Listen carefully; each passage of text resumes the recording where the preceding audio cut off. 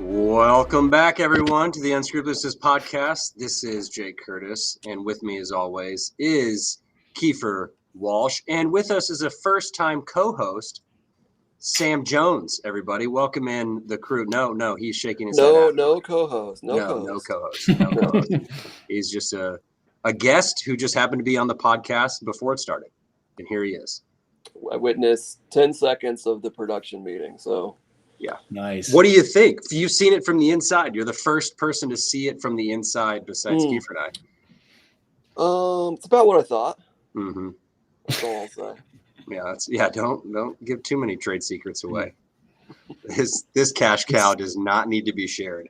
It's incredibly organized. We make good use of our time. We always start on time. Mm-hmm. Yeah.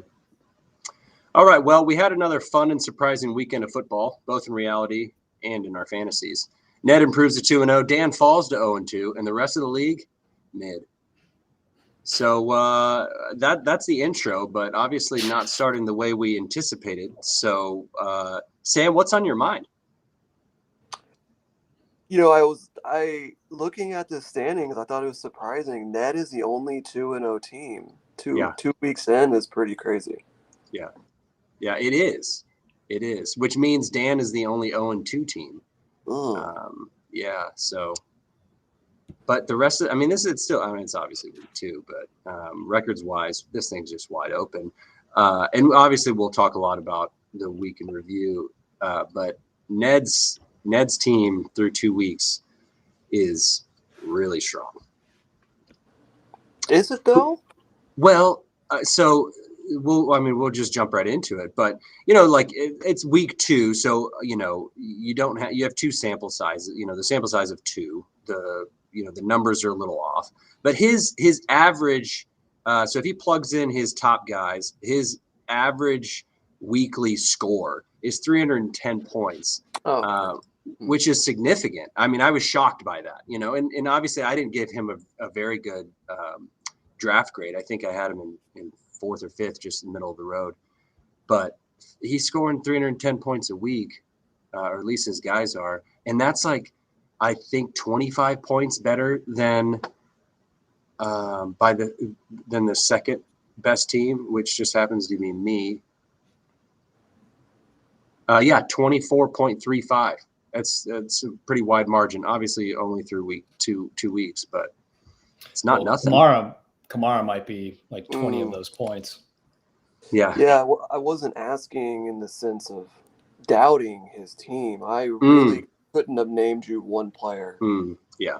But, and that happens. You haven't played him yet. Haven't played him. Right. But yes, that makes sense. Having Kamara is sort of dominating the first 2 weeks. He's RB1. He scored, 55 points last week? Mm-hmm. Does he have Kyler? Yeah. He does have Kyler. And he has Baker Mayfield. Yeah. That's how scary his roster is. Excuse me. No, I was right. He does. ESPN does this thing where it changes the names, but not the players. You know what I'm talking about? Sam, what about your team? I'm curious. Who were you excited about? Did you get the people you wanted in the draft? I think I screwed it up this year. I'm not feeling good about it, to be honest. It's crazy. It's crazy. Because we were talking. We were talking about how you might have taken a page out of Jake's, right? Yeah, I listened to the first pod, and I know. I mean, it seemed like most of y'all's reviews were positive. My fear is already coming true here. Is that I have no depth, and I'm already down. I lost. Everyone got hurt. Everyone Walker in the league was out. Mixon got hurt. Brown is out. Mm-hmm. We're 1 week in. I feel like I got away from what helped me win 2 out of the last 3 years. Yeah. And I don't know. I feel like the rest of the year I'm going to be just trying to scrape by here and be fighting these injuries. Yeah, well, I know a running back that's on the block. We're going to talk a lot about Jordan Mason this episode, see if I can't get anyone to bite. But Jordan Mason, available now. Okay. For the right price. I mean, what could I even offer you? I have nothing. Well, I have looked at your roster, and the answer is nothing. Right. Nothing that would be reasonable. No, I mean, like, obviously I'm looking for a wide receiver, a tight end. And I have looked at your roster. I've sort of sent out feelers. I always send out the trade and then cancel it immediately. So it goes to your email. And so you have an idea of what I'm thinking about. And so it's just a little feeler. And you didn't get one of those emails this week. So my team was built for week 1. Yeah. I mean, but again, that's about it. Yeah, that was my roster last year. I know how you feel, but I think that I did have an RB4 where you really don't. Well, my receivers too. I don't have, my bench is sad. It's pretty sad. It's sad to see. Yeah, but again, receivers. I mean, I think that they get hurt less than running backs. The wear and tear. So I'm all for. I mean, you have three, obviously 2 amazing wide receivers, and Waddle is no slouch when he's got a quarterback that can throw to him. That's the other thing. 2 of your best players that are healthy don't have a quarterback. That was the other injury that hurt me, because not only to my own players, and it's like, and I got 2 receivers from the same team. Oh boy. Thinking that, hey, these guys are going to hedge each other, right, just in case Tyreek has a drop off, and Waddle's already good, and then that ended up being the.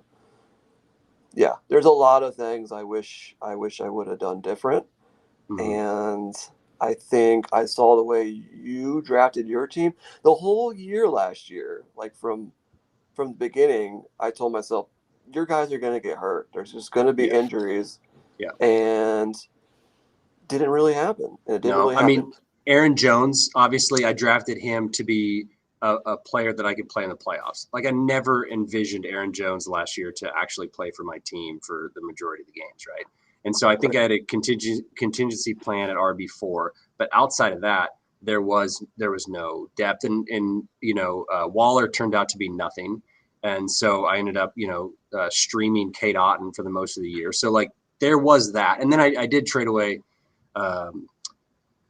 Kittle, and so tight end became a problem because I did need running back depth down the line, and I got that in Derrick Henry. But yeah, I mean.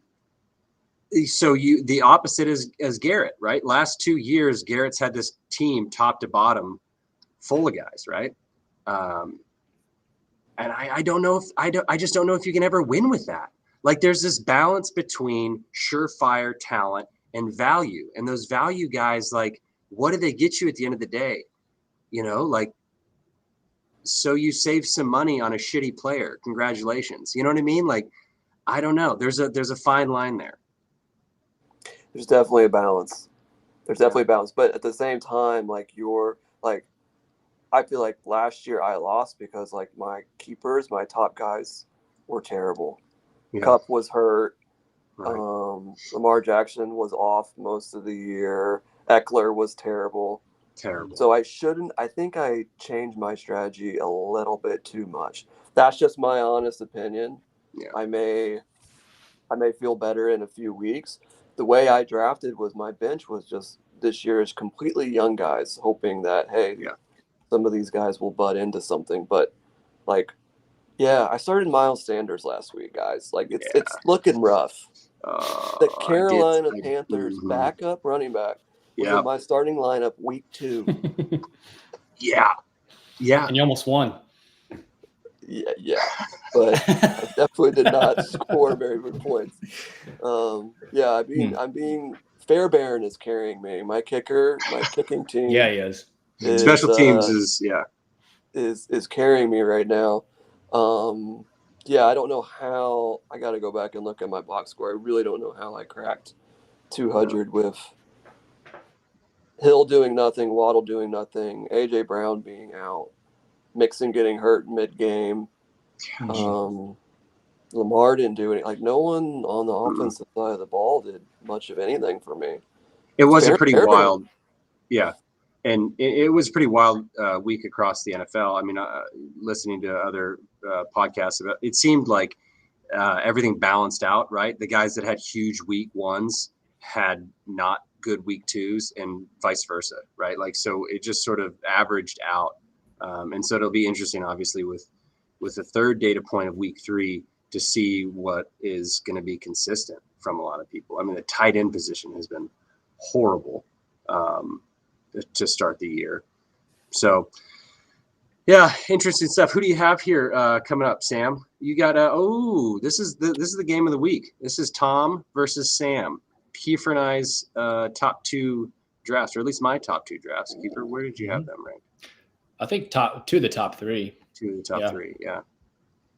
He's 1-1 as well, I assume. Yep, that's right. Well, I don't know when you're doing predictions, but I'm taking him until I can figure out who's starting instead of Miles Sanders. I'm not going to feel too good. Yeah. And Dolphins quarterback, I don't have a lot of faith in, so I don't really see Waddle and Hill doing too much. Not sure if Mixon's playing. Not sure if Walker's playing. Yeah, it's going to come down to injuries for you. Yeah, the running back situation, that's what I have in my show notes as well. This game's going to come down to who's healthy at running back. You are projected to lose by almost 25 points. Wow. Yeah. Not good. And that's with Joe Mixon getting a projected 22 points. So it could get worse. Yeah. If I can't start him, who do I start? Then it's Kareem Hunt. I hope. Maybe give him the jersey this week. I hope. I don't know. Yeah, he's still a free agent according to ESPN Fantasy Football, but you might have to give him a start. I mean, Miles Sanders is still playing. Yeah, I could go back to him. I made some pickups. I picked up, a few other backups. Dameon Pierce isn't startable this week, right, in Houston? Okay, I guess that's who I would start. He's progressing, could be back, which that would be super exciting for my team. That's where I'm at. Because at least he would be starting. Oh man. Yeah. Oh. So boy. hopefully, no, I'm not. I was worried about this before the season started. I need my starters to get more than 1 week, and it's now they're either hurt or their quarterback is hurt. Like, it's not. I mean, what situation? If you're looking at my starters, like, what situation are you excited about? Hamstring injury, no good. Dolphins receivers, you're not excited about that. Matthew Stafford. He's not. He's dropped. No one, it's just not. No, nothing to get excited about. I mean, Brian Thomas Jr. I'm excited about Brian Thomas Jr. Eventually, sure. Dude, week 1 against Jalen Ramsey, that guy's for real. Yeah, I think he'll be good. Just saying, I'm looking for wide receivers. I'm glad I have him. I think at some point, and Trey Benson too. He was kind of the guy that I've been counting on. Like, okay, maybe 8 weeks in, guys are hurt, but right now he's not doing anything. So no, James Conner will get hurt, and it's his last year of his deal. Trey Benson is going to get some run, but it's not going to be anytime soon. Yeah, I think I got Kirk Cousins off the waivers. You did. Congratulations. Everyone's so excited about Kirk Cousins in fantasy. Like that. I think I spent a lot of money. Do you have the stats on? I think it was near $20. It was near $20 for Kirk Cousins. Needed it bad. I'm very confident. $21, next highest bid. Anyone? Bueller, 0. Nobody. No bids. Yeah. It wasn't even a bid for 0. There wasn't a single other bid. I'll be honest. I came down to I don't what's my final bid? 20. I started 21. Much higher. Yeah, 21. Much higher. 21. That's great. And I'll say I definitely started well into the 30s. And then kind of went and looked at everyone's roster, and Yeah. I went down a bit and then decided, I kind of need him. I reminded myself that Puka and Cooper Kupp are hurt. I can't start Stafford. Yeah. No, Stafford is unplayable at this point. It's a wait and see. Wait and see. I was taking no chances. Deontay Foreman, $27. Yes. Which was a good pickup, but also no bids. No bids. Okay. Yeah. Great to hear. Yeah. That's where I'm at. Had to have him. Again, started much higher on him. What happened in Cleveland last week? Jerome Ford had like 4 carries for like 64 yards or something, and they're just handing the ball off to Foreman, who's running 3 yards a clip. Like, what happened? He's not bad. Yeah, but he was when they gave him 14 carries. Like, I guess, I mean, I had Jerome Ford last year, and that was going back. That was RB4, and I drafted him. That's the only reason I had a playable 4th running back, because Nick Chubb got hurt. But I had him all year, and I was just frustrated by the usage. Like, Jerome Ford's not bad, but he picks up chunks. He's not an amazing athlete, but he's good, and they just I don't think that they believe he can handle a heavy load. I guess I don't know. He was a little out of nowhere, yeah. Because I don't think Foreman touched the ball week 1. No, he did not. No, 0 carries. Just the sight of seeing a running back get carries, I'll drop all kinds of money. Well, that's what. Okay, and so that feeds into this. We went after Kareem Hunt. You did not go after P. Ryan, and you did not go after Carson Steele. Walk us through that decision. Well, I took a look at this Carson Steele guy. He doesn't look like he has it. What about him? What about his bio picture just sticks out to you? Everyone in Missouri loves him for some reason. I don't know why that is. Missouri loves him. It screams fullback, and it screams slow. He's listed as a fullback in the NFL, like the NFL roster position. He's a fullback. I read some, so I ended up with him. Spoiler alert! I spent $51, which was more than double the next bid. I did some research on him. Someone clocked him at a, and I don't know where this number comes from. I don't think it was his pro day because I've seen lower numbers. But his 40, does anyone want to guess? I've seen 2 numbers. We'll start with a high one. 474. Yeah. Did you look that up? No. Well, so it was 4.7, and I just stopped looking at numbers after that. Because if you run a 4.7, like, what does it matter? It could be a 4.71, 4.7 flat, Right. I don't need the hundredths place. Yeah. No, I don't. Right. I have enough information to make a decision. He's slow.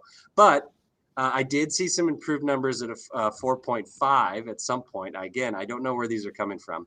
But I watched his preseason tape, which is obviously where I should have stopped. But preseason, he looked pretty good. He looked pretty good. Okay. No, yeah, I didn't know anything about him. Yeah, saw his bio pic. Yeah. I'm out. Yeah, I've got enough. He owns an alligator and he has long hair. Yeah, if he's a tight end, maybe. I did my research. Fullback, sure. Long snapper. Yep. Yeah. Maybe like an Aussie style punter. Mm-hmm. I'd pick him up. Mm-hmm. Starting running back.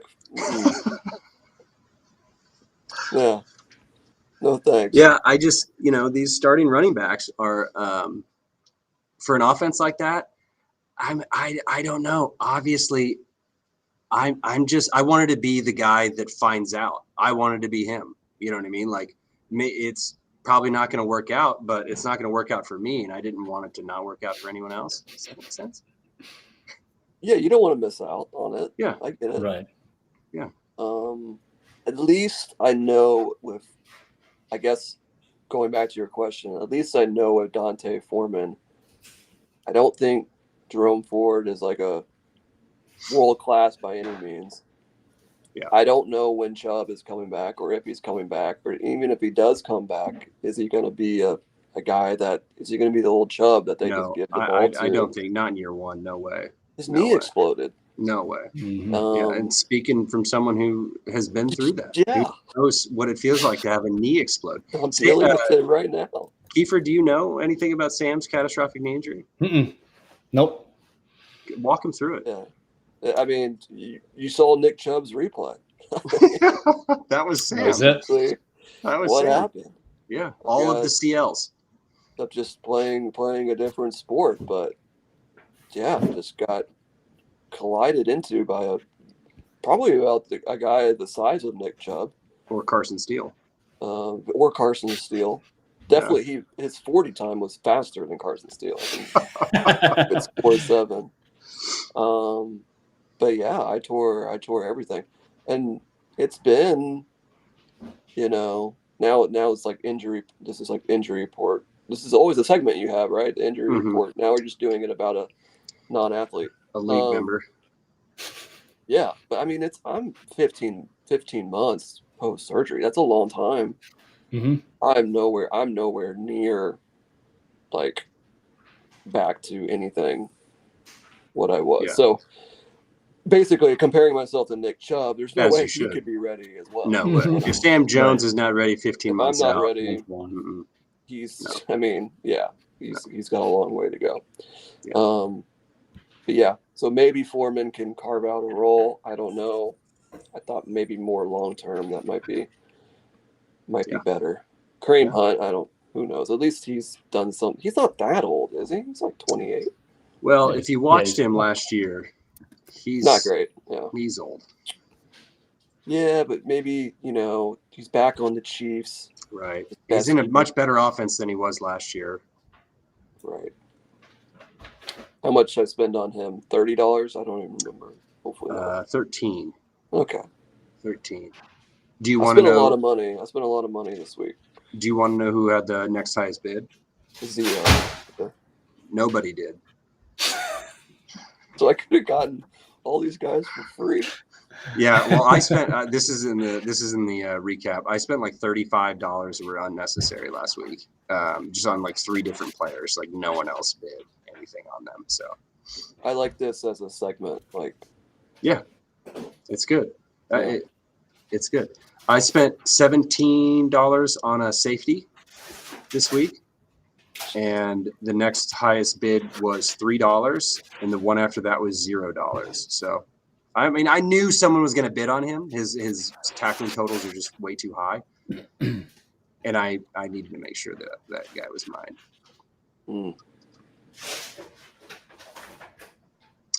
All right, Sam. I think we're gonna head on into the episode. Let me go. I kind of hijacked the whole thing. It's been great to have you. We'll tell everyone. We'll send out in the speaker notes. Just fast forward to 25 minutes in if you don't want to hear how Sam's doing. Yeah. All about me. Yeah, first 25 minutes.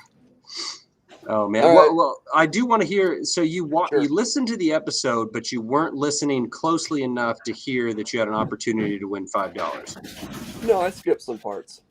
Okay, you skipped some parts. I skipped some parts. How do you decide? How do you decide what parts to skip? Yeah, what parts did you skip, Sam? Which segments? It hits a lull. Yeah, it hits a lull. They just take one thing way too far. Well, you could lengthen the episodes. I think 3 hours is too short. So I think they need to be longer. Yeah. We get that. We get that feedback a lot. We get that a lot. That's the number one feedback. Is please longer episodes. Did you hear that it took Tim? He mowed his entire lawn, and then still wasn't finished. And so the next day he was in his yard gardening, finishing the episode when he finally heard rhinoceros. Yeah. And if you'd skipped that part in the episode, I said, "Oh, Tim's gonna get this. He's gonna stop mowing his lawn and he's gonna text immediately." And that's how it played off. But it was a 2-day listen. I must have just missed it because I skipped something at the end. But I mean, y'all packed a lot. You packed a preview. We tried to do a lot. Mm-hmm. Yeah. The post-draft review and then the preview of the season. I mean, anytime you have 2 views, it's going to take a while. And the way this episode is going, it's probably not going to be. Yeah. Mm-hmm. You really haven't even started yet. We haven't, and we're 25 minutes in, so we're off to a great start. That's okay. Well, I am enjoying it. Can't wait to listen to it. Yeah, luck, sounds good. Thanks. Good luck this week. Thank you. You too. See y'all. See ya.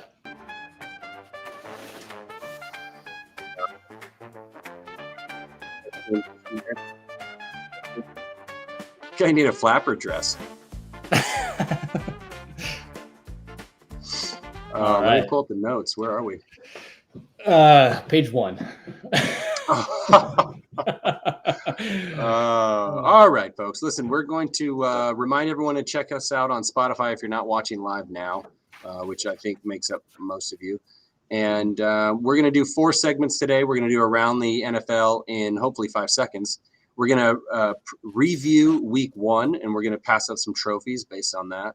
And then we're going to preview the upcoming week, give some predictions, hit the mailbag, and then hopefully be out of here in less than an hour. Do we think can we do it? Yeah, we can do it. We have some mailbag questions. We do. Ned sent in some mailbag questions. I answered them, and we'll go through that mailbag quickly. So let's go ahead and kick this off. I'm going to set a 5-minute timer. Take us around the NFL, will you, Keifer, with some more notable headlines from the week. Well, let's do this in a minute, shall we? I think everybody kind of knows what's going on in the NFL. Yep. We do want to touch on the trade, so I'm going to put a pin in that. But Christian McCaffrey went to IR. A lot of people went to IR. This was I put in my notes here. If week 1 was the week of MCL injuries, this was the week of ankle injuries. Kupp ended up on probably going to end up on IR. I don't know if he ended up on IR, but I think that's a foregone conclusion. Isaiah Pacheco. So just real quick on the Kupp situation, the Rams potentially have. So the NFL only gives you 8 IR slots that you can return a player in the season, and so they have obviously Puka Nacua was put on that. Their starting left guard is also in bad shape, and then you have Cooper Kupp, and so they're honestly thinking about how to navigate. They might leave one of them on the active roster because they have so many guys injured so early. Yeah, they're decimated. I mean, they've got 3 offensive linemen that are injured. Their secondary is injured. Yeah. Well, we talked about Carson Steele, and the only reason his name came up is because Isaiah Pacheco is going to be out for probably up to 8 weeks with his fibula fracture. Yeah. Talked about Mixon. We talked about somebody who's okay, Justin Herbert. He did retweak that right angle, but looks like his X-rays were negative. Yeah, and had a nice little long run there after he came back in, so I think he'll be fine. Should be fine. Debo also headed to IR. The 49ers and the Rams. Yeah. Absolutely decimated.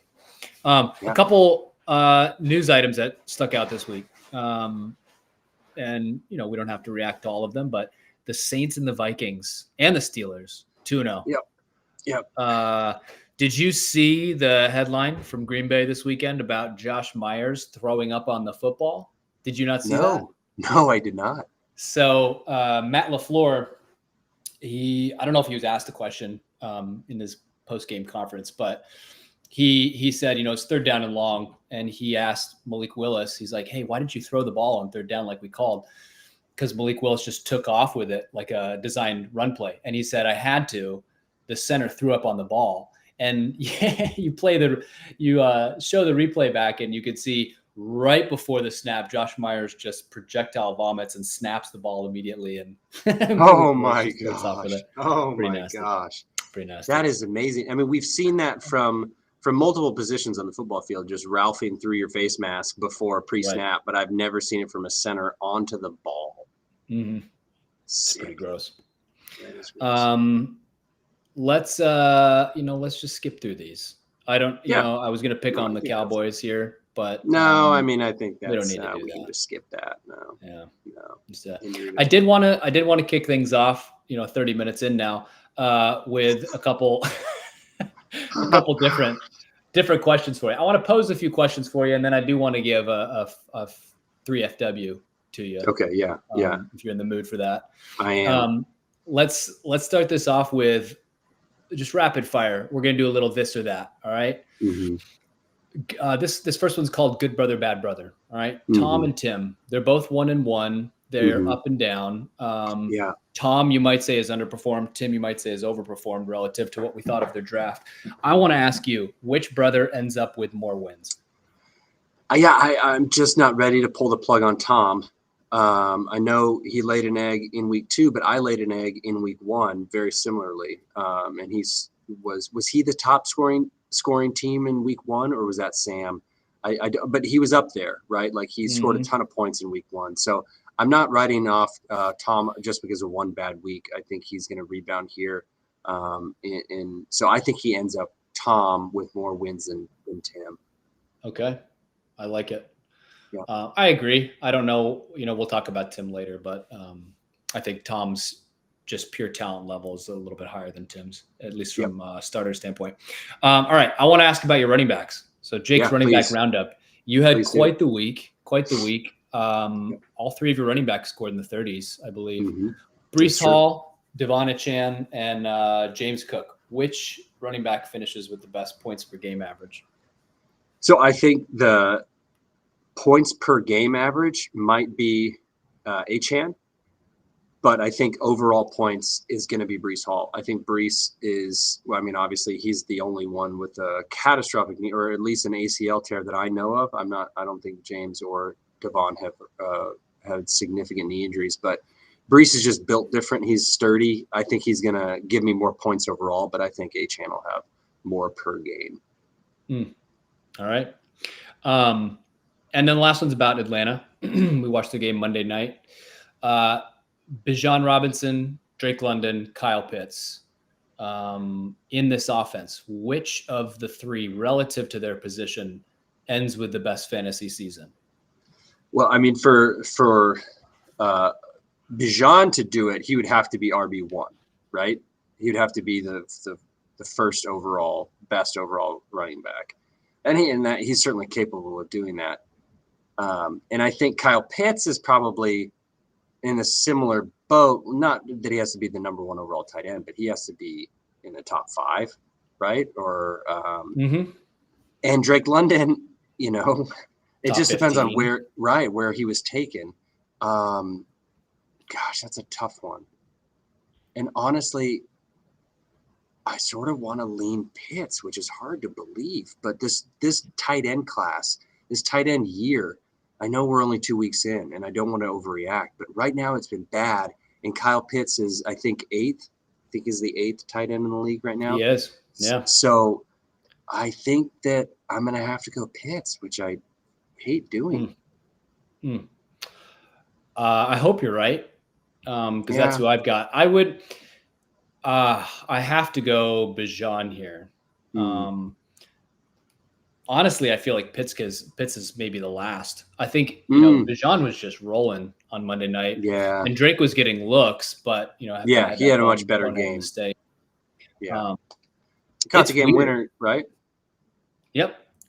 Yeah. And then he, real quick, but did you see his coach reacting to the gesture he did in the end zone? So I know I saw the gesture, I saw the flag, but I didn't see the coach's reaction. It's pretty hilarious. He says something about, he's a classy guy. What he was doing was actually imitating shooting t-shirts into the stands. Oh, okay. Yeah.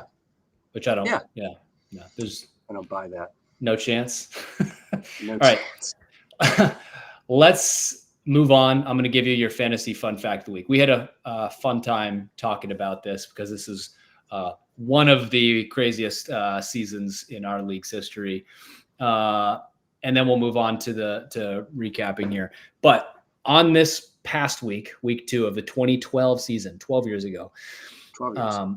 I lost to Dan, and I had the 2 league lowest scores, single game scores during the season, and ended up finishing 8-4.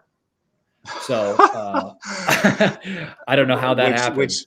But it makes a little bit more sense when you find out my record, right? It was sort of, we're living in the upside down. But you scored 180 points one week, 180.6 another week, but still finished 8-4. Crazy season. and one I often remember. I mean, we've been playing this, how many years now? We've talked about this. 17. 17. So almost 20 years. And so, the seasons start to just meld together. But this one always stands out because I finished the regular season 5-7. And I remember that because I ended up beating Keifer in the championship, who goes 8-4, 5-7 wins. And it wasn't very close, 525 to 482. And I was telling Keifer in the production meeting, I remember this team. I remember where I lived. I remember everything. I remember the decision the last week of the season. I did not play a player on Monday night to intentionally lose, to try to create a better matchup for myself in the playoffs. And it almost backfired because the team that I played, Tim Pate, scored the second most points those 2 weeks. And luckily I scored the first. And so that was the only way I beat him. It almost came back to haunt me. But I love you. You put some of our players back in 2012. Yeah. Do you remember? I was going to ask you, a little trivia. You had this RB2 that year, right? Arian Foster. Right. And RB1 that year, Alfred Morris. Wow. That was his, crazy? Was that not his rookie year in Washington? It may have been. Yeah. Because I think he was just like a one-hit wonder, and I think it was his rookie year. Mm-hmm. He did rush for another 1,000 yards for the Cowboys years later, but Dallas, yeah. I think his rookie season was his greatest. So you've got Charles on there. Jamal Charles, was he not healthy, or what happened there? It must have been an injury season. I can't remember how many points he ended up with, but he was the highest drafted player in our auction draft that year. I think your roster has to be one of your favorite rosters of all time. See Cam Newton and Kaepernick at quarterback. Yes. Foster, Jamal Charles, who you had, I think, every year, and Sean Moreno. No, Sean Moreno, yeah. And Dez and Percy Harvin. Percy Harvin was obviously amazing because he was getting a lot of rush yards. There was one year where they gave C.J. Spiller wide receiver eligibility, and he was a running back, and he was playing for the Bills. And so I was able to, and I had 4 legitimate running backs, and I was able to plug in C.J. Spiller as a wide receiver. I'll never forget that. And that's sort of like, I won the league that year, and I remember thinking, I'll never have a greater team because I was able to start essentially 4 running backs. Like in this league, that's just gonna do it. And CJ Spiller was one of the top running backs that year. It wasn't like he was a slouch. He was incredible. Crazy. It's like we always look for players. Well, I used to look for players like that. You just don't have it anymore. But Patrick Peterson, I remember he was another guy. Yeah. DB wide receiver. Yes, DB wide receiver. Yeah, you always searching for the eligibility. I know Dan's really good at finding defensive backs to return kicks and punts. Just trying to find advantages out there. Yeah. All right, let's jump into a quick recap here. We can go through Sam's and my game briefly, but do you want to just real quick kind of talk us through the waivers and then jump right into your game with Tom and just give us some highlights? Well, we'll skip this week's. And last week, right? Ned gets likely for 85. The next closest were actually quite close to themselves, but not close to Ned. 57 to 51 from me and Sam. Dan offered 3. I always want to talk. I know I always want to talk to people who do that. They must know that they're not going to get them. And I guess you can't fault them for putting the value that they think that they are. But I got Tank Bigsby, $41. The only other offer was $6 from Sam. And then, of course, Tank hurts his shoulder and doesn't get a single carry the next week. So that was fun. Parkinson, Robinson, and Lazardinson, combined for $36 that I did not need to spend because no one else put a single offer for any of those 3 gentlemen. Nice. And then Gino for $2, actually looking pretty good right now. I'll take that. I think he's QB 9, so I'll take that. Nice. We talked. I just wanted to put this on here so we'd have it for our league archives. That and I should probably add Sam's players, but Kirk Cousins for $21, Kareem Hunt. We talked about Carson Steele. It would be fun to look back and see how much money you could have saved in free agent waivers. right? Yeah. Well, and then the opposite side of the coin, of course, I think Tim and Garrett have yet to spend a single dollar in free agency. We're 2 weeks in. And I think that should be a weekly watch, right? Like how long, how many weeks before I think it was Garrett who moved someone to IR last week and had a bench spot open and didn't pick up anyone. So there are just something to watch out for to see if owners are planning on spending. I know Tim definitely spent the least last year. I think we were like really far into the season and he had $198 left. We'll have to. You never know. You never know when you'll need it. Yeah. Yep. So that's fun.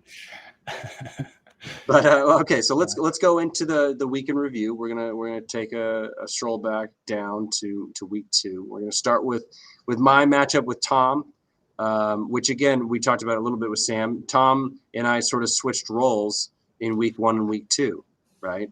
He laid the egg week 2. I laid the egg in week 1, and like week 1 it was fresh. My running backs were all in the 20s. They didn't do horribly, but the rest of my team just was horrible. And so this week, obviously the running backs felt that, and they picked it up a notch. Cook and Achane almost scored 40, and Brees scored 30. And then Jalen Hurts scores 32. He corrects a little bit. Shaheed still on a hot streak. Lamb, both splash plays from those players in that game.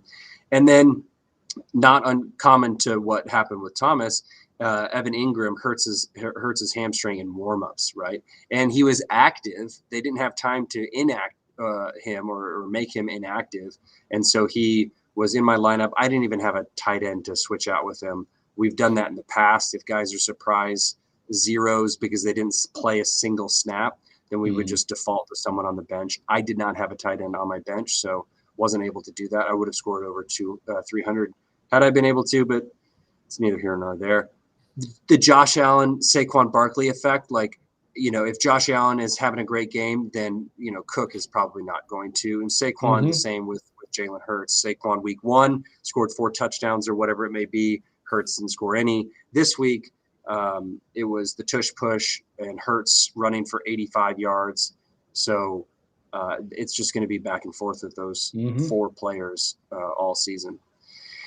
And so, obviously, I lost Puka Nacua week 1 to the IR, and Tom loses Cooper Kupp week 2. So again, we're sort of have a similar start to the first 2 weeks of the season. Both of us picked Tom. ESPN had Tom.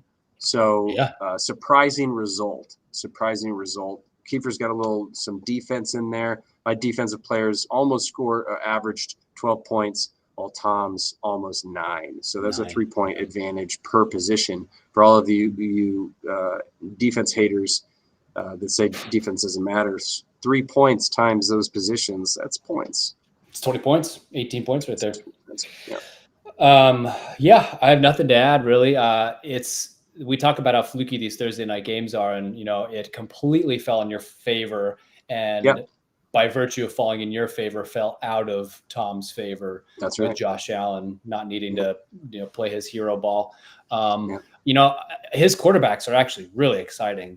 Josh Allen is going to give you 30 points in a given week, and Jaden Daniels, QB3 right now, could be rookie of the year type material.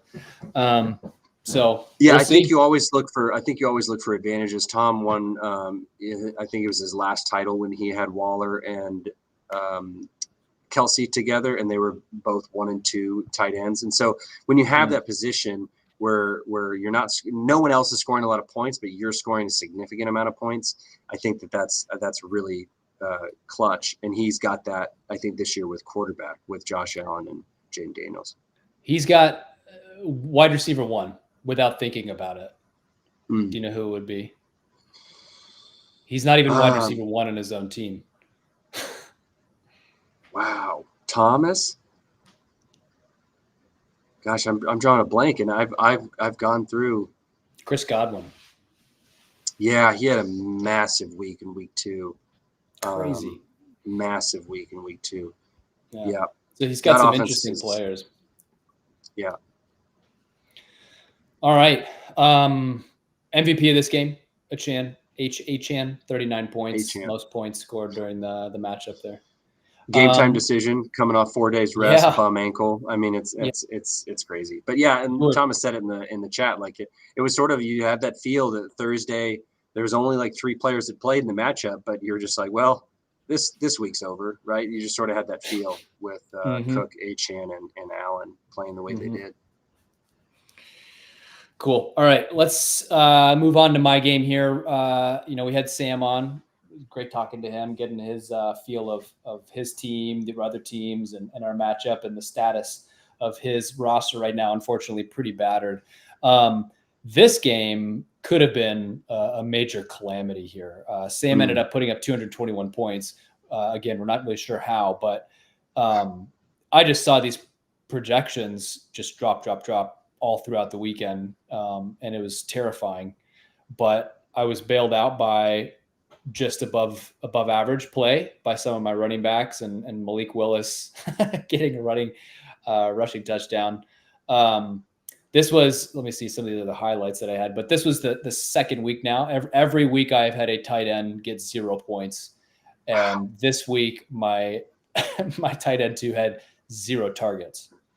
And he was active. He played. Oh, he played. He played. So it's Theo Johnson. So that's crazy. But this week I had a tight end score 0, and last week both of my tight ends scored 1.5 points.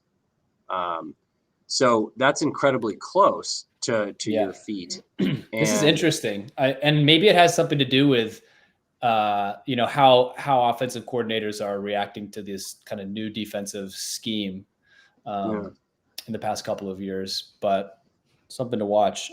Sam Laporta's down. I mean, it's really Kittle and Bowers, and that's about it. I mean, Lively for 1 week, but he didn't do anything this week, and Mark Andrews is down. So Kelsey's he's not a part of this offense really. Like it's all pretty wild from a tight end standpoint. This year is really, really bad. It's weird. I did mention, I did write down here something I wanted to mention. I went back through the past 5 years, which is what I was able to look at, of rosters and box scores week to week. It took me a bit of time. This week I made history. I did something that no team has ever done before. Wow. And I started all people of color in offense and defense for my entire roster. And I had three white dudes, 3 white guys at kicker and punter. Every other player on the team was non-white. I was excited about that. That's history. Wow. That's never happened before. Wow. That is crazy. And of course you'd have Marquise King as a punter. But I couldn't. And then, I mean, like, I guess we could go like Harvin. Hispanic. Marvin Percy. Yeah, the third. Yeah, the third. That's right. And then Young Wei Koo. Yeah, Young Wei Koo. Yeah. You would, and Santos, Rodriguez, the crazy Colts kicker with the glasses. Yeah. So it could have happened. It could have happened. Yeah. But good for you. Yeah. Good for you. I thought that was exciting. I was trying to glean something fun. A DEI roster? Maybe. All right. The MVP in this game was Nico Collins for 27.5, the lowest scoring MVP. But yeah, I love him. And in this game, you had Sam, and both myself and ESPN had me. ESPN had me by 3, so it was a tight game. Ended up being a tight game. Yeah, just significantly lower than when we thought. But that happens. Yeah. All right. Yeah. So moving on to it turned out to be the matchup of the week.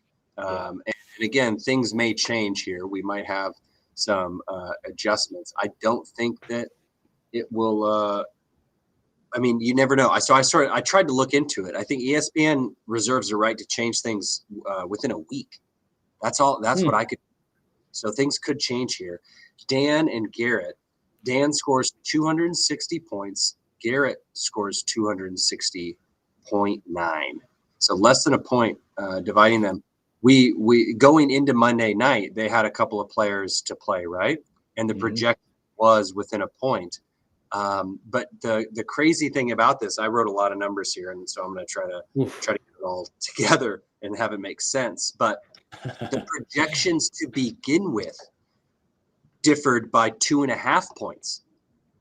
So the projections of the week were really, really close, and they got even closer by ending up being less than a point at 0.9. So that was crazy. But then listen to this. The individual projections were incredibly close and within a point. So ESPN projected Garrett to just be, I think, 0.6 points from what he ended up scoring. And Dan just 1 point different than what he ended up scoring. So the total difference of the entire matchup was less than 2 points, 1.6 points. ESPN got both of their scores within 2 points. That's crazy, right? That's over 99% accuracy. That is insane. Yes, 99.4 and 99.3%. That's insane. It's insane. So that's just an anomaly, and obviously things could change. And if they change really in any direction, we're gonna see a change there. I think that's how change works. If it's changed, it's changed. Right. So Garrett's top. If it's different, it's different. Garrett's top scorer this week, Fred Warner, with 29.5. And I don't even think he had double-digit tackles. He's just like a forcing turnover machine. Yeah, punching two balls forced out. Fumbles, right? Yeah, 2 forced fumbles and a pick. See it, right? Exactly. So that tackle, he tackles while punching. No one seems to be able to do it as well as he does, and he forced a fumble week 1 against Breece Hall, 2 this week, and an interception. He is a turnover machine. And so brings us to the sad point of this game is, Pacheco goes out for Garrett, breaks his fibula, one of the bulas. And we talked about Garrett having great depth, and so that's a great thing.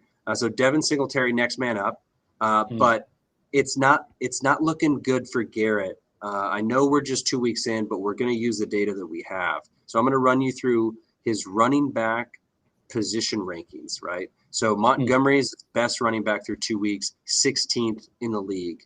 Next is Singletary, who's stepping in at 24th, Najee Harris at 26th, Austin Eckler at 29th, and Tajay Spears at 44, and he's also injured. So it wasn't looking good before the injury to Pacheco, and now it's not looking good. And so again, a shameless plug here, Garrett. I know you're not listening. I know you're not listening, but Jordan Mason is available in this league for the right price. Now, Dan's running back situation, not as bad as Garrett's, but his RB3 situation is worse, believe it or not. So Dan is starting James Conner, who is his best running back, 8th in the league right now. Bijan Robinson is 12th overall right now, which obviously is going to change. He's going to end the season top 5, no doubt about it. But Zamir White, who he invested in as his RB3, is 45th in the league. Javonte Williams, 41. Chase Brown, 50. And Tyler Algier, 46. So again, Dan, if you're listening, Jordan Mason is available in this league for the right price. So, and I thought both Zamir White and Javonte Williams were going to be steals in this draft, and they were, but I guess the market spoke for both of them, right? Yeah, it's they just haven't been running the ball in Vegas, and I was just trying to look it up now because Alexander Madison's the backup there, and he had 4 carries last week. Amir Abdullah had a couple carries. So they're just not running the ball. And, circumstance, they really couldn't. They kind of had to throw the ball to keep up with the Ravens last week. And That's why Devontae had such a good game. But yeah, I'm surprised. I thought Zamir White was. Honestly, I thought Chase Brown. He was a guy that I wanted on my list. Just you thought the touches would be there in that offense, and 2 weeks in, they're struggling to make a name for themselves. Yeah, and again, I think we mentioned this on last week's episode. I read just a little tidbit of Chase Brown having the worst Pro Football Focus running back pass protection grade like in the history of PFF at like 26 out of 100. And so I just felt very confident that Zach Moss was the running back to get there. And I got him. So kudos to me. Is he on the block? No, Zach Moss is not on the block. He is my RB4 and is why Jordan Mason is on the block. My favorite thing about this game is that Garrett, his individual defensive player average was 16.1. Yeah, defense does matter. 6 point difference. 6 points per position. Yeah, right. And he won by 0.9. Defense matters, folks. Get behind the movement. So you and ESPN had Garrett in this one. I actually gambled on Dan, and it didn't pay off here. Right, I'm 1-2 this week. Yeah, right. Let's wrap this up here real quick. Tim and Ned. Ned just, Ned arrived this week. He was 0.3 away from 300, which is kind of fun. So we mentioned RB1. He's got RB1. He does. I didn't know what to do with Rashee Rice coming into this draft, but he has established himself as the wide receiver there in Kansas City. But also like is he a number one receiver? You know what I mean? Like he had the lowest average, depth per target last year at like some horrid, so he is the wide receiver one in Kansas City. And you would think that would mean something, but I just don't know if he's as good enough a player to be like special in that offense, like Tyreek Hill was. But yeah, I was very high on Rashee, and I wanted him, and I just was out of money at that point. And I think still better days are ahead. But boy, that little conversion here you got for Likely, I'll let you. This is fun. Yeah, this is something I want to keep track of. Is Isaiah Likely is so far the priciest waiver pickup at $85, and he's probably still a top 10 tight end right now. I think he's top three. Top three. I think he's number 2. I think I want to say he's number 2. I'll look into it. Which he may live up to, but 4.6 points this past week. So $18.50 per point right now, and I'm going to keep track of that every week. I apologize. He is the number 1 tight end in fantasy football. Jeez. Well, let's see if David Andrews has something to say about that. Isaiah Likely ran half the routes that David Andrews ran last week in week 2. Wow. He's that deep threat, though. I think he is. Yeah. And if David Andrews goes down with injury, like he often does, then he's going to be a league winner. Also a high ankle threat. My favorite stat line coming out of this was, obvious second to Kamara scoring 55.5 was that Tim had wide receivers that scored 23, 24, 26, and 29 points this week, which is by far his best position average. But that's what Tim does. He's done it since he inherited the team that he didn't draft, and he saw a winning formula in that. It was silver lining. It was, and that's been his identity ever since. And it's worked for him. He's been second place in the last 2 seasons. Is only 2 seasons. So fantastic finishes for Tim. Yeah. So wrapping up our predictions here, ESPN had the best week. They were 3-1. Both you and I split. So we ended up 2-2. Yeah. We'll keep track of that going forward. Let me hand out these awards real quick, and then we'll jump into our preview. We're an hour in, so we're doing about. Not bad with a 25-minute guest. Yeah. All right. Adam Vinatieri Award, most points scored by a single player. We mentioned it's Kamara this week for Ned. Congratulations. 55.5. 55. We'll see how long that takes. 55. Sorry, the fantasy footballers, they actually have that soundbite for any time anyone says nice. 55. And so nice. And so sometimes it's 54 and they say 55 just for the soundbite. But this is a fun one, and I had not put in an offer on this one on in terms of who I would say, but the Dak Quarterback Sneak Award for Bonehead Move of the Week. Yeah. What do you think here? I mean, so I put in Dan. Bowers is on his bench, and again he's starting Taysom Hill, and Dan and I are the only two people that see Taysom Hill as a value in our league. We both like him. I think we're the only two teams that have rostered him in the last 4 seasons. Bowers had a great week 1, and it's hard to be mad at Dan for not starting a rookie tight end. But had he started the rookie tight end, he would have won his game by a healthy margin. So I mean, hindsight's 2020. It's always easy to look back on these things. But Sam started Miles Sanders. Is that right? Is that what he said? He had to. He only had 3 startable running backs on his roster, and then Kenneth Walker the third went out. So he went and picked the best projected running back up at the time was Miles Sanders, and had 7 points, I think. So that's more like a bonehead draft move rather than kind of in week move. My pick for this would have been me if I dropped this game to Sam, and he pulled off this coaching job and ended up winning. But I think if you take the inverse of that, it probably is that Sam just didn't have the depth to get it done. And all he needed was 16 more points. So he was right on the cusp. The Battle of Thermopylae Award, high scoring team, that goes to Ned, 299.7. Narrowly. And so close. He almost pulled off the 300 award, which would have been. I was saying that he narrowly won that award because I scored just right under him. But had I started a tight end that actually played in a football game, I'm pretty confident. Although I say that, but I started Kate Otten week 1. Do you know how many points Kate Otten scored in week 2? 0.7, but there was a negative in front. He scored negative 0.7 points. Kate Otten scored less than 0. Wow. So that's incredible. So 17-yard catch and a fumble or something. I think he had a run of negative 4 yards. Okay. Yeah.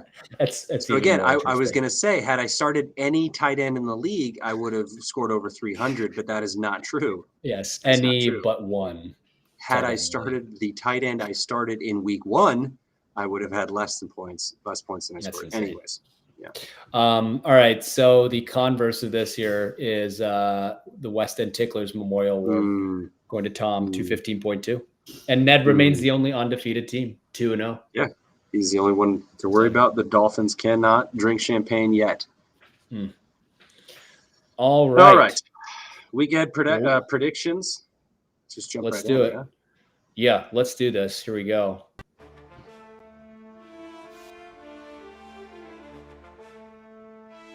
Oh, it's so good. It's so good. Keifer wrote and produced this music. I say we leave it on. Right. You leave that on and just run. Just go over the top of it here. Yeah. First matchup of the week. We've got Tom 1-1, Sam 1-1. Okay. 2 drafts we both loved. 2 teams at a crossroads. 2 owners who are perennial contenders. Once built with steel and sweat, now hanging by duct tape and prayer. Jake, here are some questions that I need answers to this week. I'm happy to answer for him. Is Sam going to get Kenneth Walker the third back? How is his oblique? Okay. Hurt. Is Mixon healthy? No. What do a Tua-less Tyreek and Waddle look like? No. Okay. No. I want nothing to do with Skylar Thompson. Is that his name? It is. I think Tyler Huntley's going to end up with that job. Eventually. This one's going to be tough for you to answer. Will Lamar have 2 passing or 2 rushing touchdowns against the Cowboys? Both. No. Both. Okay. Both. Here's something that, and I'll pause this here. Yeah, Here's something at that some point, but no, that was good. we talk about not trusting these island games, Thursday night football games, Monday night football games. Well, here's something weird. So this week we have a doubleheader on Monday night, and nearly half of Tom's offense plays on Monday night football. So Tom is going in. He could just turn the TV off all weekend and turn it on at Monday at 7 p.m. Eastern time and see if he catches up to Sam here. Yeah. We'll see. He really could. He really could. Josh Allen is going to face Josh Allen Hines, or is it Hines Allen? I think it's Josh Hines Allen now. But last year that was the battle of the Josh Allens. I have Josh Hines Allen or Allen's Hines on my team this year. But for the last 2 years, I believe Thomas had both Josh Allens on his team. That makes it confusing. It does. Who do you have in this game? So I'll start out. I've got Thomas. Go for it. Okay, yeah, and I do too. I think that both of them get back to the mean. We still, have a hard time knowing where the mean is, but Sam's injuries obviously going to determine the game. If he has a better running back situation, then he's going to make a game of it. But I think regardless, Thomas has a better running back situation. I've got Thomas at 285, Sam at 255. 30-point swing. I think Thomas is going to walk away with a big victory here. And ESPN agrees with you. They have Thomas right now by 25 points. Yeah. We'll see what happens there. All right. Next one. Let's see. We have Garrett and Ned, epic matchup here. Newcomer Bowl. Give me some music here. Let's build it up a little bit. And you know what? Three. I don't have this one on here. Sorry. One thing I want to add, I added a new cup, and I'll drop it in right there. Oh, there it is. The Sweetest Sophomore Bowl. That is nice. That is Second-year owners. Second-year owners trying to make a name for themselves. One wheeling and dealing, and the other one asleep behind the wheel. All right. We've got Ned's got to be really happy about his roster after 2 weeks, scoring a lot of points. Obviously didn't like the Saints that he drafted, didn't like Kamara, didn't like Olave. Well, I'll tell you what, folks, he likes Kamara now. Kamara RB1, scored 55.5 against the Cowboys. But boy, Ramondre has to be the story of his season so far. Insane numbers coming out of New England. But what his RB3 right now is Kyron Williams. So that's how well things are going for him. Mostert and Edwards potentially provide enough depth if either one of them can stay healthy. He's got the number 2 quarterback overall, number 4 quarterback overall. Wide receiver, a bit of a mess, but that's a position that you can be messy with. He's got the number 1 tight end and the number 4 tight end overall in McBride and Likely. His combined team average, like I said in the beginning, 310.75, averaging over 300 points. Beats out number 2 by damn near 25 points. Garrett, combined average, 234.7 points. Last place. So, this is a tough matchup for Garrett. Ned is the best team so far through 2 weeks. Points wise, Garrett is the worst. So it's going to be lopsided. I've got Ned winning big here, 287 to 245. I do just want to go back over Garrett's roster. Things are pretty bad for Garrett. The best current starter for him overall, ranked in their position, is Patrick Mahomes, who is the 12th best quarterback. Ooh, boy. It's bad up and down his roster, and I went over his running backs earlier. It's bad, but things could look. We talked about last week. Let's see here. He had 220 points last week, and then he just barely came away. We talked about last week. I loved his draft, but I wasn't sure if he was going to be able to put up the points.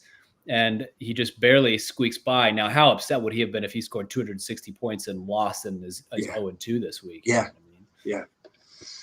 Yeah. So huge win for him. He needed it, obviously, but I don't think he's going to get the win in week 3 unless he makes a huge splash trade for a player like Jordan Mason. So if you're listening out there, Garrett, Jordan Mason is available. You better send him some offers. Yeah, I did one of those, submit and then cancel. We'll see if he checks his email. He doesn't check the waiver wire, but let's see if he checks his emails. I think we've talked about this before, but it's kind of that mad genius effect where you go off into a corner and you paint the same painting 20 times, and it's just, it could be your Mona Lisa, but it's tortured, and so you burn it, and none of the world can see it. This is how you treat your trades, right? Right. Yeah, exactly. Yeah. All right. I have Ned in this one. It sounds so. ESPN currently the line is 18.8. They agree it's Ned, and you. Yeah, Ned's going to win big here. 287, Garrett 245. All right. Let's move on to the next matchup here.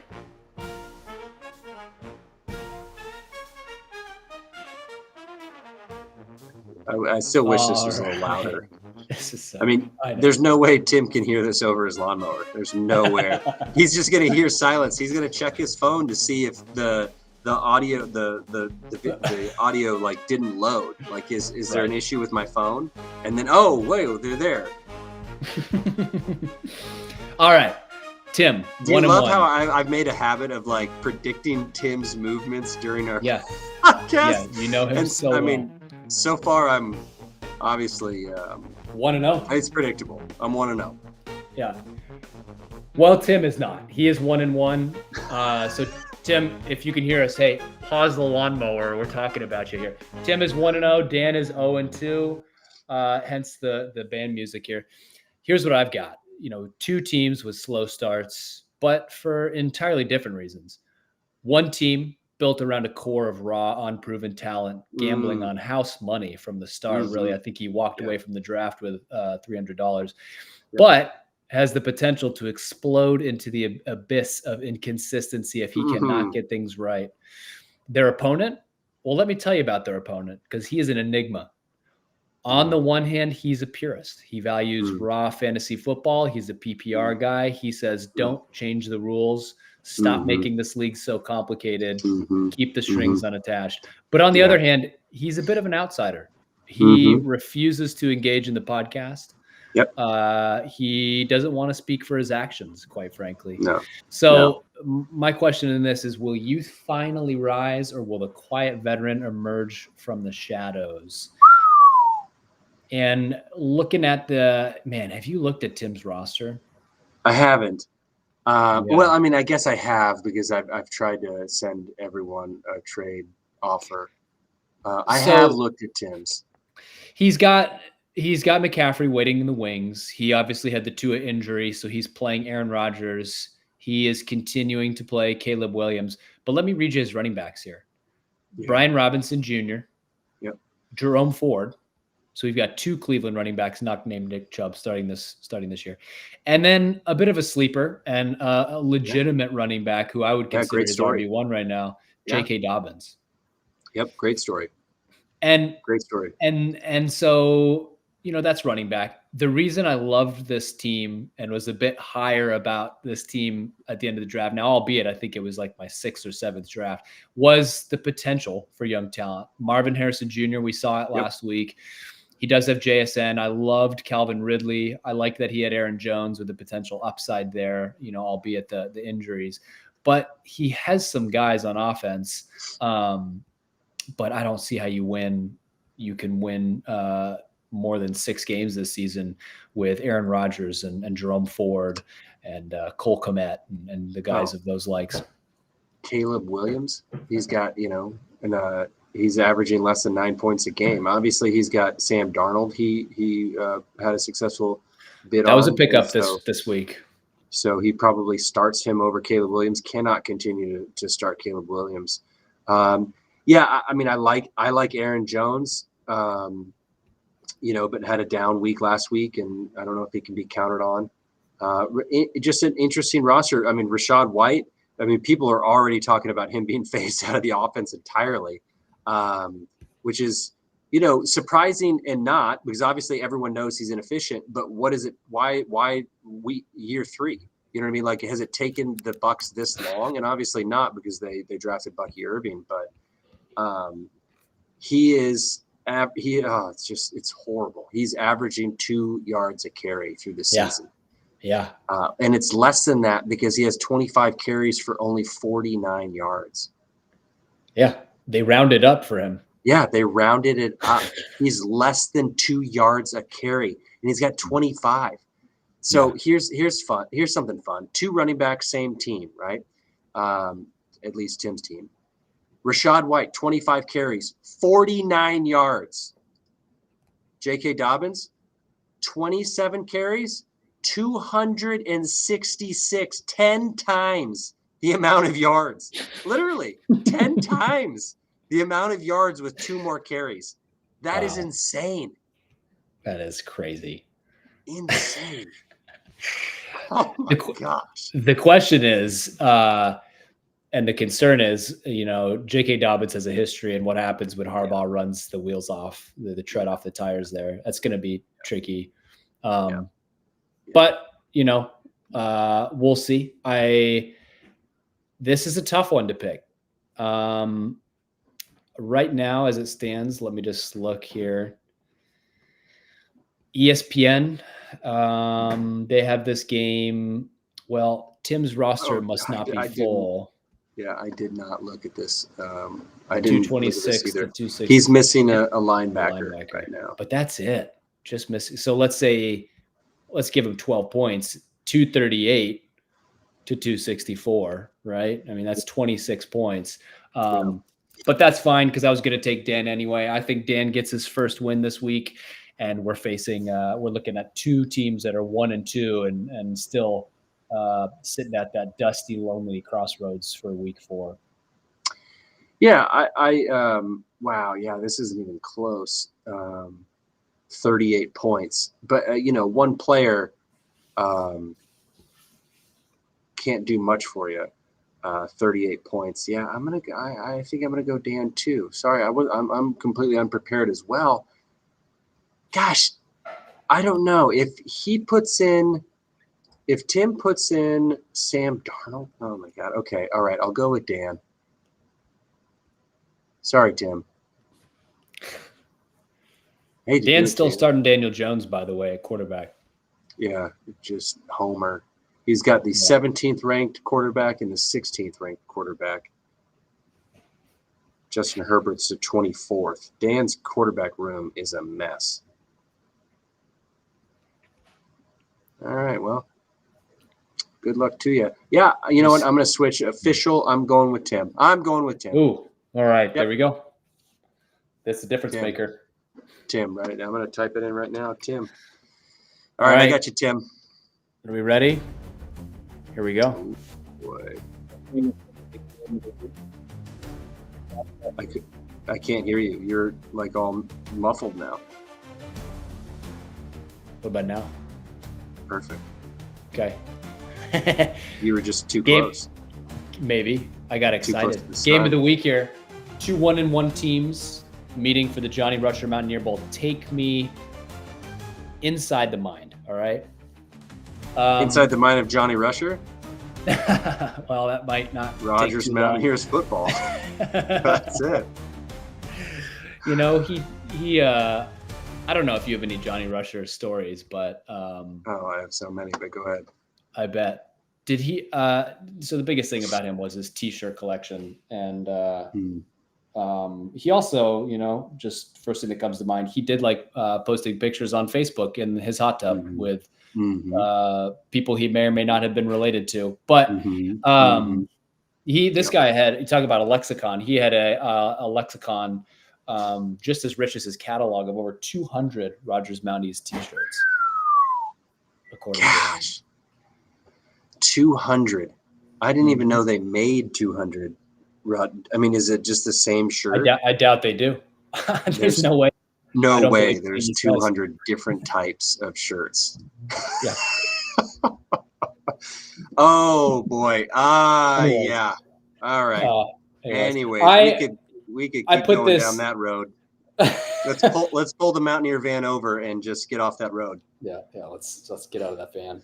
I put this I put this inside the mind segment in here, and I didn't finish my thought. I was going to ask you a specific question, but it looks like you filled it in. I thought you asked the thought process of starting a certain player over another. Yeah, and I was going to come back to this at some point and actually insert a player to have you talk to me about. Okay. But I didn't, and you took off with it, which is beautiful. Well, that I had enough information. Yeah. So that is a true look at inside the mind, because you just opened it up like a soft envelope and said, I thought it was like a ink block test. You just show me something and I just start writing. Right. But tell me what your thoughts were. Well, years ago, for a long time, I was convinced, and probably up until last year, that the wide receiver position was one that you can completely ignore in the draft. And there were many times where I would have a keeper, and then I would draft two guys for wide receiver 1 and wide receiver 3 for $1 each, right? And then I would draft like 10 of them, hoping one of them would end up being, and again, like I had somewhat history of doing this. It's risky business, but Josh Gordon comes to mind, drafted him for $1. There was, he played for a couple of different teams, but the year that I'm thinking of, he ended up, I think wide receiver 1 was for the Patriots. Good football player, bounced around a lot. It's not coming to me. But anyways, so last year, and so I'd have all of these horrible wide receivers, and every single week it was a decision of who I'm going to start. And everyone's been there, right? Like when you have a position group that sucks, you're just deciding every single week, and it's a gamble, and you're going to lose, and you're wrong half the time, and then you lose by 5 points. And if you started this guy, then you would have won the game. And it's just purgatory. It's miserable. And so last year I was like, screw it. I'm going to just draft 3 guys that I'm going to start all year long.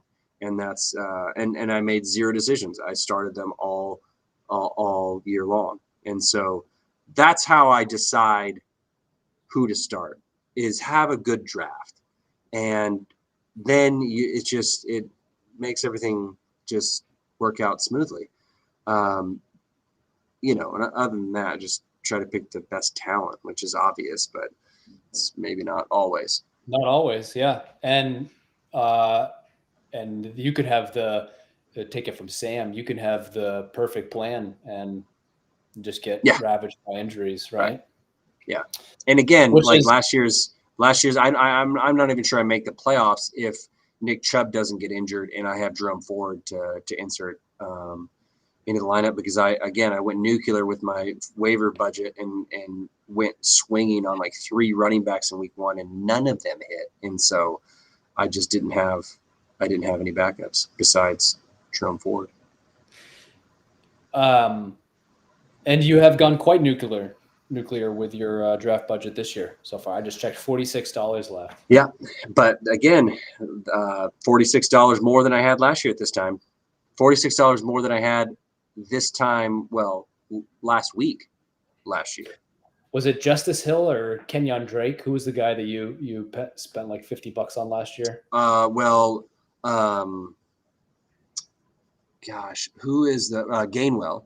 Gainwell was one. And so they played Sunday, and he sort of got banged up in that game, but had a huge game. Didn't get healthy for Thursday night. I picked him up on the waiver wire Wednesday. Did not play Thursday. That's right. Yeah. And Swift starts for the rest of the season. Gainwell doesn't do anything for this week. And I spent like hundreds. I think it was like $120.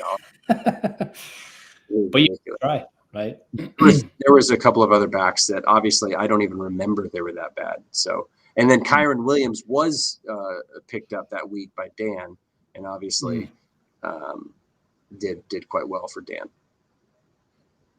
So, I mean, fantasy football is a crapshoot. Yep. But if you could spend money to buy yourself a win, then that's what makes the difference, right? Mm-hmm. Especially if there's 3 teams tied for that last slot at the end of the year. Right. And these dollars don't translate to win by the end of the year, so you got to spend it. Right. So this is an interesting matchup. I think our two relative strengths are very different from each other. I see some of your notes here. You know, I went all in on running back this year, yet seemingly you have the hotter start at running back. Yeah. So, I mean, but again, like this is the two trains heading on the same track. We have strength in the same position, you know. So I wrote a couple of things down here. ESPN releases its weekly rankings of each position. So this week I've got running back number 1, running back number 2, and running back number 10 according to ESPN rankings. According to ESPN, you have 6, 7, and 8. So we each have 3 top 10 running backs ranked by ESPN. On the season, I've got 5, 6, and 9. You've got 2, 15, and 18, but your 15 and 18s are better than those numbers show. So it's quite remarkable how good our running back room is. So there's that. Luckily for me, A-Rich has the Bears and Barkley has New Orleans, who have been 2 really good defenses this year. So hopefully those matchups sort of hold your big dogs at bay. But as always, I'm going to project myself to lose. ESPN's got me winning by 20, and I think I'm going to lose by 20. Keifer 265, Jake 245. And I also predict that my RB4, which is Devon Achane, will outscore my RB1, which I guess is Breece Hall. I think Breece Hall is RB1 this week, and Jordan Mason is RB2. Did I mention RB2 this week, Jordan Mason on the trade block? So if he gets traded this week, then it's Devon Achane. Correct. Okay. Against at Seattle. Yeah. Playing from behind. It's right. going to be interesting. Which doesn't mean anything. I mean, that offense will still utilize him. The thing so a couple things here. Let's start with you. I think you've got some guys who need bounce back weeks. Jalen Hurts, Dak Prescott need bounce back weeks. Breece Hall plays on Thursday night. So will your Thursday night luck continue? Oh, I hate Thursday nights. And what is interesting is that the Bills have Monday night after playing a Thursday night, which gives you that mini bye, which I just don't understand the NFL sometimes. But yeah, it looks like Rashid Shaheed's getting a start for you, huh? I don't have anything else. Robinson. Wow. I don't have anything else. Like Amari Cooper is worthless. He's worthless. He will have a bounce back week on my bench. So again, I mean, but that's my wide receiver room and tight end room are awful. Yeah. So that's why I am offering up the RB 5 on the year, RB5 on the year, ranked as ESPN's number 2 running back this week, Jordan Mason. He's you. As long as you have a wide receiver and a tight end that are playable, I might take you up on it. Yeah. Send me an offer. Things that I like about my roster real quick. So we will see what happens in Green Bay. If Jordan Love comes back, he might get the start over Derek Carr. But I do like the idea of a Malik Willis retribution game against Tennessee. Unlike you, I actually have a couple receivers that might keep me in it and make up for my deficits at quarterback. I think you have much stronger quarterback play than I do, especially, Nico's going to do what he's going to do, but Brandon Ayuk with McCaffrey and Debo now on IR. Yeah. He has to just start catching those targets. And I'm going to give Jameson Williams a start in Detroit. Yep. I love Jameson. I had him this first 2 years and really wish that I had him in year 3. What do you think Ayuk is ranked by ESPN? He can't be in the top 25. He's the 4th. He's ranked as number 4. Oh, for the week? For the week. Oh, okay. I thought you meant overall. Sorry. My bad. That's huge. Yeah. 4th. But he should be. I mean, so they play at the Rams, right? Yeah. Yeah. It's going to potentially be a shootout. Right? That's why I'm picking Jordan Mason. Yeah, makes sense. Over Achane. This is going to be a fun game. I don't know what happened. I'm terrible at picking these things, and especially when I feel good about my team. That's when the worst outcome happens. Possible. It is. as much volume as is gonna come my way with Jonathan Taylor, Saquon Barkley, and Josh Jacobs. You could have as much volume as you want, but your high-powered running back room in terms of upside and potential is just something I can't match. I am going to pick you in this game, and I'm going to say that you win by 6 points. That's close. I like that. And a Monday night, James Cook night. James Cook? Is that his name? Yep. God, it's so weird how I put the headphones on and get in front of the mic, and all first names just leave my mind. Like it is bizarre to me how I don't know anyone's first names. Anyways, Jake Cook is gonna take over. Jake Cook. That didn't sound right. Dalvin? Is it his brother that I was thinking of? Must be. Okay. Anyway, segment number 4. Just going over, eclipsing an hour and a half here. Mailbag. We've got 4 questions, all from one owner. Ned sent me some mailbag questions. So, I love it. 1A. How many IR spots does ESPN allow the commissioner to set? Seems like we will need all we can get. At least 6 by next week. I did some digging, which we know this because we did this during COVID. It's 4. So that's the max number of IR slots. We had 4 during COVID, and we left it. And then Dan complained, like he always does, about any rule that is not league standard. And he's probably mad that we have 2 and wants 1, and is mad that the benches are too big. I hope Dan never leaves this league, and I'm so appreciative of Dan's membership, and I wish he would listen to the podcast. No, all right, question number 2. I was just gonna say he is very important to the league. There has to be a balance, right? The Federalists need anti-Federalists, right? I 100%. I was just telling Ned that this week. He is our conservative, and we need him. We need him in this league. 1B, is the winner quite simply going to be the healthiest team this year? Does anyone not have a catastrophic injury? That's a good question. I'm going to answer this real quick off the top. It's going to be yes. Because, look at your health last year, right? Yeah. And obviously you had the best players last year, but the healthiest team just seems to do the best. I'm just going to go roster by roster. So you obviously have, Puka, you have Keaton Mitchell as well. So you have a devastating injury. Well, and Evan Ingram's probably had he's going to be out probably this week. He's playing. So. But Dan is IR, relatively. That's what I was thinking. Like, does every team have a starter on IR? So Dan does not. Okay. Tom also does not, but he will because Cooper Kupp's going to go to IR, right. So he does. Right. Sam, we don't even need to look at Sam. Now, technically, Sam has the Green Bay's backup running back on IR, but he's without A.J. Brown, probably, who is IR-able. He'll be out for several weeks. And was without Kenneth Walker. So he's down starters, but not on IR, but injured, no doubt. Tim is likely the most injured. McCaffrey and Tua on IR. Yeah. Njoku's dealing with health issues, Rashad White. And then Amon-Ra, St. Brown, who's going to be probably in and out of injury all year. Garrett's got Pacheco now on IR. Yeah. He's got quite a few injuries. T. Higgins. That's crazy. And then Ned, as we know, who picked up Hawkinson and Chubb. Debo's now on IR. Keenan Allen's out.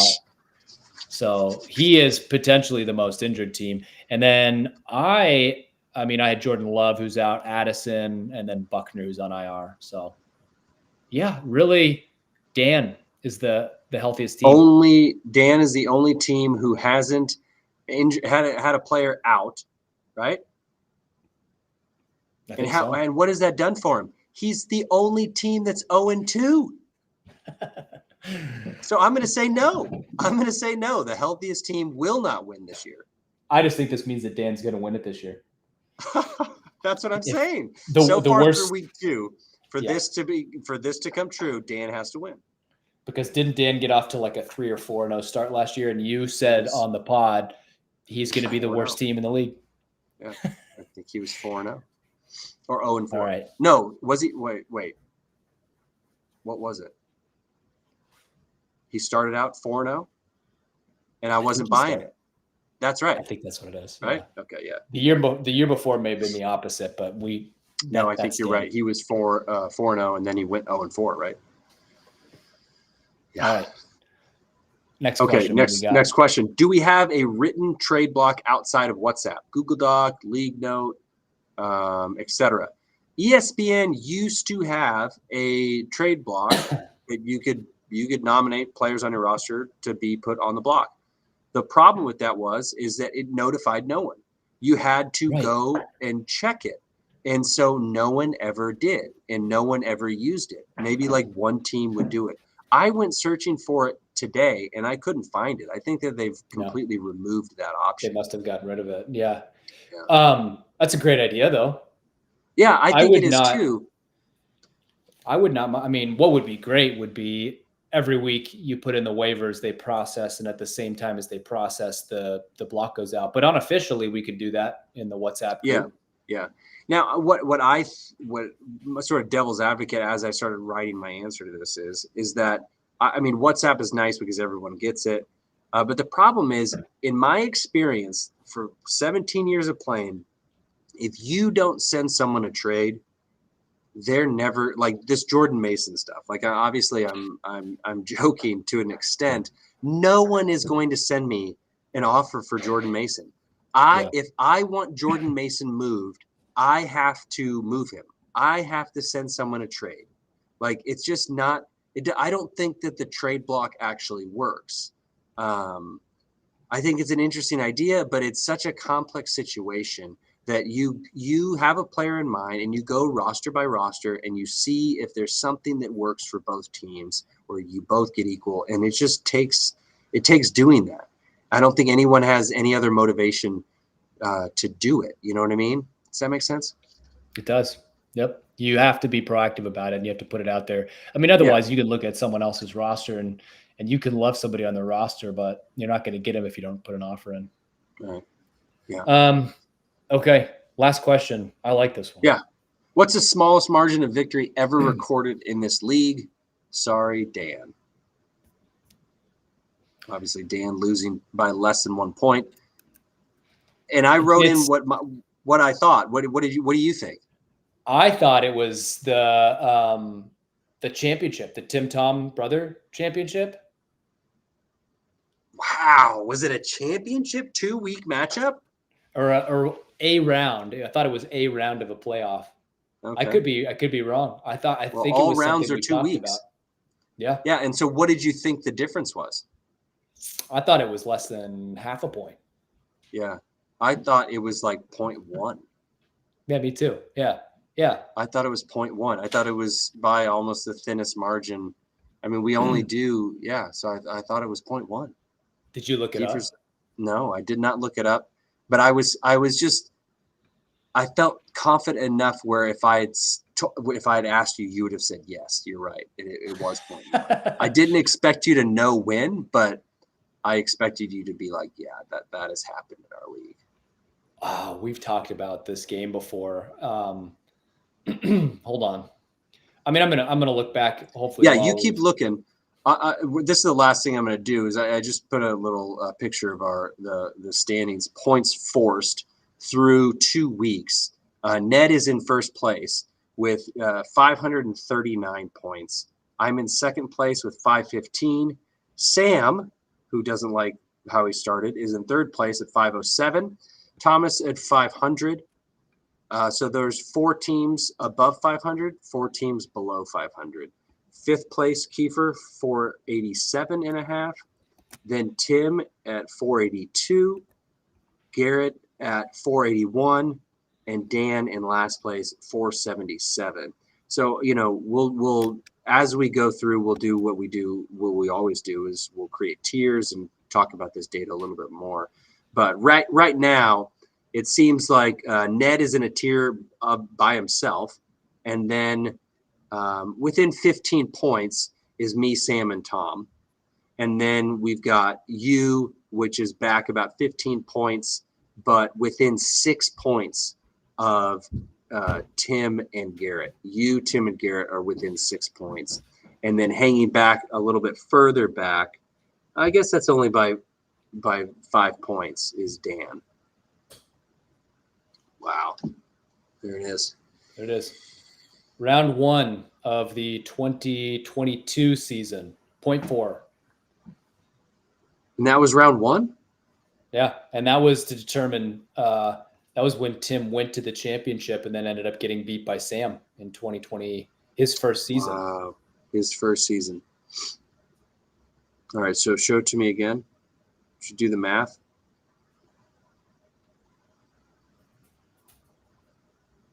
Wow. 0.4. I thought it was less than half a point. You said less than a half. But 0.4. I thought 0.4. And that's in a over 2 round. weeks. Playoff round over 2 weeks. That's insane. And there may be a game that we had a 0.1 difference. I could have sworn that there has been, but I just remember this. It's going to be impossible to find. This being the most consequential. Wow. Both teams 7 and 6. That's unbelievable. Incredible. All right, 1 hour and 40 minutes. We've done it again. We listened, we heard the feedback, and we heard everyone wanted more. Just give me more content. You're welcome. So we took our concept, and then we added a 25-minute guest appearance, and here we are, an hour and 40 minutes after. Do we want to try to play a song out, or do we want to try to listen to that? I'm going to call Dan. Okay, let's get it. Let's see if we can get him on here.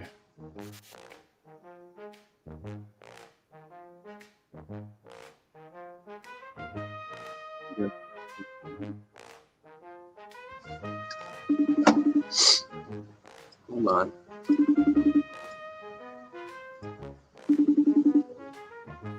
Unavailable. Okay. Sorry. Maybe next week. Maybe next week, you know? Maybe next week. Maybe next week, Dan. All right. Well, live from Saudi Arabia and sunny Virginia. What town are you? Williamsburg. Fredericksburg. One of the burgs. Yeah. One of the burgs. We are over and out, folks. Thanks for joining us for another marathon episode. Really hoping to keep it under 30 minutes next week. How about an hour and a half? It'll never happen. Let's just do that. Okay. All right. That was fun, as always. Hope to get on another guest. Maybe we'll cut them off a little bit earlier than 25 minutes. But good luck to everyone out there. Dan is unavailable. 0 for 2. Same as his record. Hope to get Dan on the podcast sometime soon. All right. Awesome. All righty. Stay safe out there. Have a safe week 3. Yeah, will do. All righty. See ya.